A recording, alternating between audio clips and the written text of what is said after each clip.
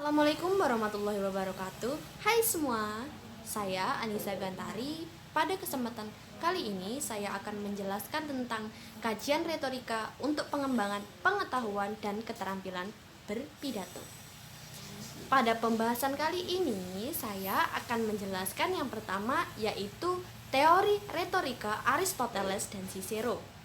Yang kedua yaitu analisis konsep teori retorika dan pidato para orator atau retor. Dan yang ketiga adalah pengembangan pidato berdasarkan teori retorika. Oke, kita bahas pembahasan pertama dulu.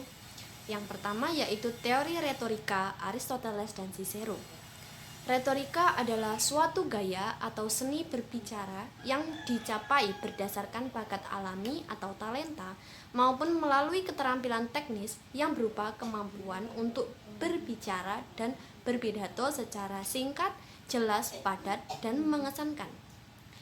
Menurut Aristoteles, para penulis retorika mengutamakan gelora emosi, padahal retorika yang sebenarnya adalah membuktikan ini terdapat pada logika dan dapat dipertanggungjawabkan.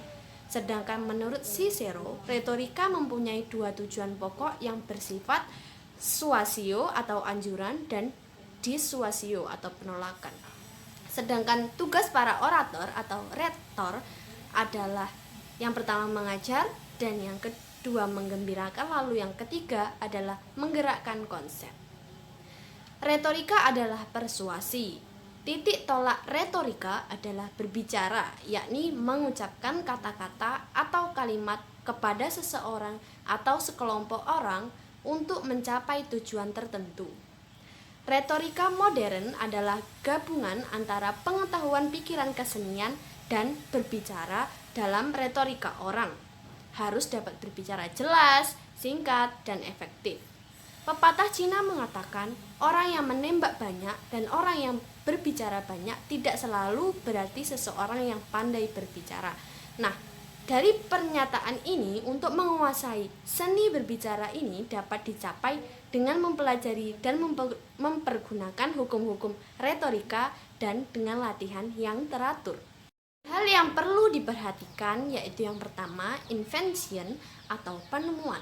Pada tahap ini, pembicara menggali topik dan meneliti khalayak untuk mengetahui metode persuasi yang tepat. Selain itu, pembicara merumuskan tujuan dan mengumpulkan bahan atau argumen yang sesuai. Aristoteles menyebutkan 3 cara untuk mempengaruhi manusia. Yang pertama yaitu menunjukkan bahwa Anda memiliki pengetahuan yang luas, kepribadian yang terpercaya, dan status yang terhormat. Lalu yang kedua adalah Anda harus menyentuh hati khalayak.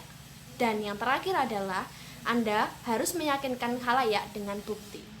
Selain itu, Anda dapat mempengaruhi manusia dengan entimen dan contoh. Yang kedua adalah disposio atau penyusunan.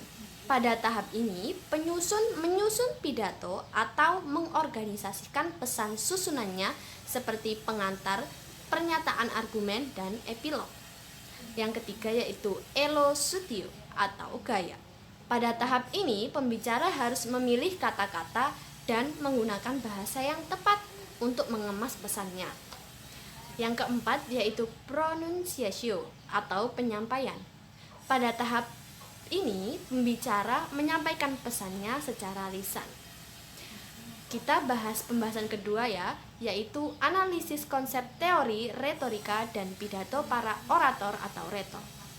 Berdasarkan isi pesan dan tujuannya, pidato itu dapat dibedakan menjadi 3. Yang pertama, pidato informatif. Pada pidato ini ditujukan untuk menambah pengetahuan pendengar. Jenis-jenis pidato ini yaitu seperti kuliah, ceramah, referat atau makalah, pengajaran, dan wejangan informatif. Pidato yang kedua adalah pidato persuasif. Pidato ini bertujuan untuk mempengaruhi pendengar dengan membujuk pendengar agar mengubah pilihannya atau sikapnya. Lalu yang ketiga adalah pidato rekreatif. Pidato ini bertujuan untuk menyenangkan dan menghibur orang lain. Contoh pidato ini adalah pidato Presiden Amerika Serikat Barack Obama yang menggunakan beberapa kalimat bahasa Indonesia. Ada beberapa ciri pidato yang dianggap baik dan menarik. Yang pertama yaitu pidato yang saklik. Yang kedua, pidato yang jelas. Yang ketiga, pidato yang hidup. Selanjutnya, pidato yang memiliki tujuan, pidato yang memiliki klimaks, pidato yang memiliki pengulangan, pidato yang berisi hal-hal yang mengejutkan, lalu pidato yang dibatasi, dan pidato yang mengandung humor. Menjelaskan bagaimana teknik mempersiapkan pidato. Yang pertama yaitu sumber untuk menemukan bahan pidato. Lalu yang kedua, teknik mempersiapkan pidato yaitu seperti persiapan umum seperti mengambil waktu secukupnya dan sistematis. Lalu persiapan khusus seperti mengumpulkan bahan sampai mencoba berpidato. Lalu bagian pendahuluan pidato seperti memancing perhatian pendengar. Lalu penutup pidato mampu meyakinkan pendengar, yang selanjutnya berupa aspek dalam mengembangkan satu konsep seperti estetis, definisi, geografis, kesehatan, dan lain sebagainya. Lalu yang terakhir yaitu menyusun pidato. Saya akan menjelaskan beberapa langkah dalam menyusun pidato yang benar. Yang pertama yaitu merumuskan tujuan. Langkah yang kedua yaitu menganalisis para pendengar. Langkah ketiga, mengembangkan ide atau pikiran. Langkah keempat, mencari sumber-sumber di mana bahan bisa diperoleh. Lalu yang kelima, pengolahan dan penggodokan. Lalu yang keenam, alat-alat peraga atau teknis. Yang ketujuh, fase-fase latihan. Yang kedelapan, menciptakan suasana psikologis yang baik. Yang kesembilan, organisasi untuk ceramah. Lalu yang terakhir yaitu pidato, ceramah, dan presentasi. Selanjutnya, rumusan pidato. Contohnya, yang pertama, menyusun suatu referat atau makalah. Lalu yang kedua, menentukan pokok-pokok tema.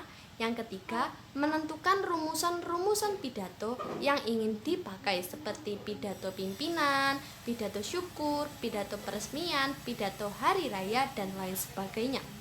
Selain itu, ada faktor yang mempengaruhi efektivitas komunikasi retoris. Yang pertama yaitu faktor dari komunikator, yaitu seperti pengetahuan dan keterampilan dalam komunikasi, lalu sikap komunikator dan juga pengetahuan umum. Faktor yang kedua yaitu dari komunikan, yaitu pengetahuan tentang komunikasi dan keterampilan berkomunikasi, sikap komunikan, sistem sosial dan kebudayaan. Lalu faktor yang ketiga adalah pesan dan medium, yaitu elemen-elemen pesan, struktur pesan, isi pesan, dan proses pembeberan. Ketiga yaitu pengembangan pidato berdasarkan teori retorika. Monologika adalah ilmu tentang seni berbicara secara monolog. Komunikasi dalam pidato ini bersifat satu arah. Jenis pidatonya yang pertama, pidato impromptu. Pada pidato ini biasanya dilakukan pada saat yang tidak terduga. Lalu yang kedua adalah pidato manuskrip. Pidato ini dilakukan dengan membaca naskah. Yang ketiga yaitu memoriter. Pidato ini menyampaikan pesan yang ditulis kemudian diingat kata demi kata.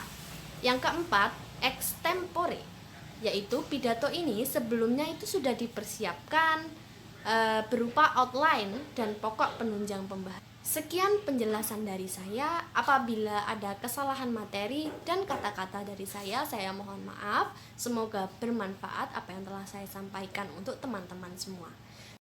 Terima kasih. Wassalamualaikum warahmatullahi wabarakatuh.